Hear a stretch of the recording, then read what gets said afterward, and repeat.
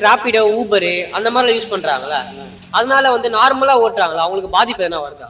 அதாவது உட்காந்து ஓட்டணும்னு நினச்சா நார்மலாக ஓட்டிக்கலாம். அதை சில பேர் அதை நம்புறவங்களும் இருக்காங்க.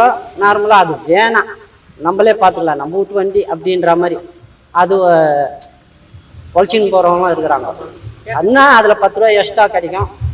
இதில் கொஞ்சம் உட்காந்து கஷ்டப்பட்டு ஓட்டணும். அது கிடைக்கலனாக்கா தான் எங்களை கூப்பிடுறாங்க. அது கிடைச்சிட்டா, அதாவது எல்லா நேரமும் கிடைக்காது. இப்போ அர்ஜென்ட்டாக வருவாங்க, போகணும்னு நினைப்பாங்க. அப்போ வந்து புக் பண்ணி நிற்க மாட்டாங்க, ரன்னிங் வண்டியை தான் பிடிப்பாங்க. அப்போ எங்களுக்கு கேட்குற காசு தான். அது லாபம் அதிகமா இருக்கா, இதுல லாபம் அதிகமா இருக்கா? அதாவது நார்மலாக இதுதான் லாபம்.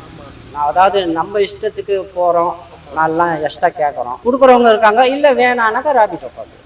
அந்த ராபிடோ ஊபர் அதனால உங்களுக்கு என்ன பாதிப்புகள் ஏற்படுதா நார்மல் ஓட்டுறவங்களுக்கு? இருக்குது, இல்லைன்னு சொல்ல முடியாது. அதையும் தாண்டி போகிறவங்க போய்கின்னு இருக்காங்க.